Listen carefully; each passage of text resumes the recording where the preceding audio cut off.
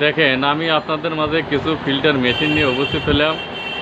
আপনাদের বাসা বাড়ি, অফিস, যে কোনো জায়গায় আমাদের কাছে সব রকম মেশিন আছে। আপনি যে মডেলটা পছন্দ হয় আমাদের কাছে পাবেন।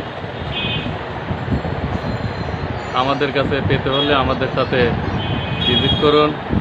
সব রকম আইটেমের ফিল্টার আমাদের কাছে আছে।